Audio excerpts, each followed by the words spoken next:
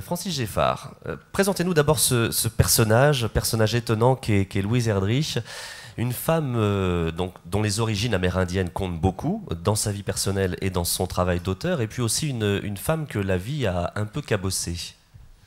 Oui, je crois qu'elle fait partie de ces écrivains américains pour qui finalement l'attachement à des racines, on dit que tous les Américains viennent d'ailleurs, c'est vrai, mais ils sont tous très fidèles à leurs racines. Et dans le cas de Louise, c'est vrai que ses racines indiennes, ses racines allemandes et françaises comptent énormément. C'est le 7e roman de Louise Erdrich que nous publions chez Albin Michel.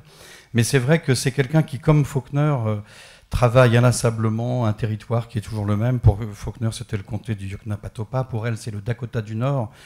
Et elle réussit véritablement à travers les relations qui unissent des familles entre elles, à travers l'histoire, à travers la densité et la force et la violence des sentiments humains, eh bien, à tisser une tapisserie littéraire tout à fait hors du commun.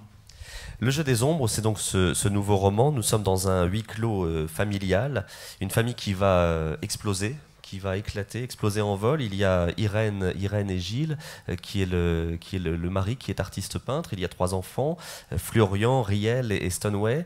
Le couple se déchire et il y a une histoire de carnet. Il y a Anna Jadin bleu et Anna Jada rouge. Et Irène n'écrit pas la même chose dans ces 2 carnets parce qu'elle sait que son mari l'espionne à travers l'un des 2 carnets. Tout à fait. Alors c'est vrai que c'est un livre très très à part dans l'œuvre de Louise Erdrich, puisqu'il ne correspond absolument pas à tout ce que je viens de dire de son univers. Et ce que vous signaliez, Philippe, c'est que c'est vrai que c'est peut-être son livre le plus personnel, parce qu'elle a, on ne le sait pas en France, mais elle a formé pendant une grande partie des années 80-90 un couple très jet-set en littérature avec un auteur qui s'appelle Michael Doris. Et c'est en substance l'histoire de ce couple et de ces déchirements qu'elle relate dans ce roman, où effectivement, 2 artistes, il est peintre, elle a été son modèle pendant toute sa vie, c'est elle qui l'a rendu célèbre, elle est écrivain, et un beau jour, elle se rend compte que son mari lit son journal intime. Et pour elle, c'est la trahison suprême.